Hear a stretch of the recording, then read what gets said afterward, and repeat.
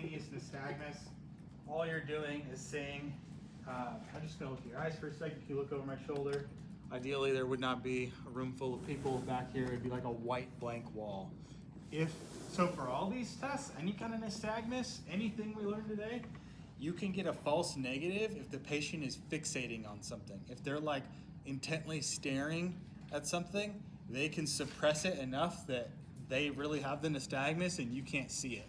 So like if I see, like when we do the vertigo stuff later today, people are like looking at sprinklers on the wall because they're just like, you know, they don't like the way it feels, and I tell them to stop.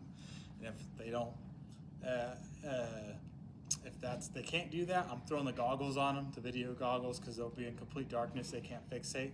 Or I'm just taking a blank piece of printer paper and putting it right here so they can't focus on any one point, and I'm just looking at their eyes. So yeah, spontaneous nystagmus, that's all it is.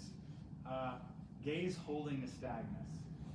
All right, so for this next test, I just want you to look at the tip of my pen and track it with your eyes only without moving your head. Okay? So we're gonna go here.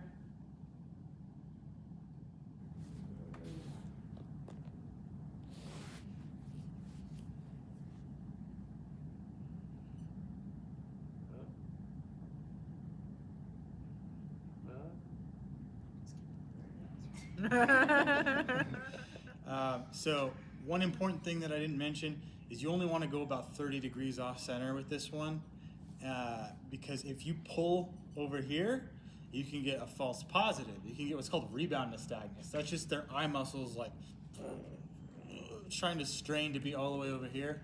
Super common with seniors, super common with older people, that they'll get like all kinds of false positives just from their old eyeballs straining all the way to the side there.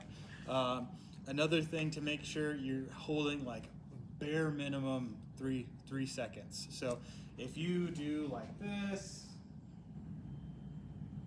like people kind of get used to doing with their H pattern, you're gonna miss whatever positive test you would have seen. So it's gaze holding nystagmus. So you have to hold the gaze for a few seconds. And then for 3, we're just doing ocular range of motion. So I'm just going to have you again follow the tip of my head with your eyes only. So we're going here.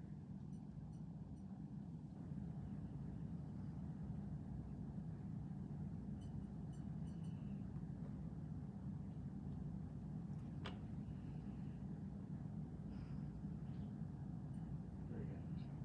So we already discussed what we're looking for there. For that test, the H pattern and the gaze holding nystagmus, you should be on an even plane the whole time with the pen. You don't want to be coming closer or further. That you can like throw off your test results, because the next thing in the next breakout we're going over is convergence, and that's closer, farther. You're basically adding that in, and it's like makes things really messy. So. Any questions about those first 3? All right, we'll break out.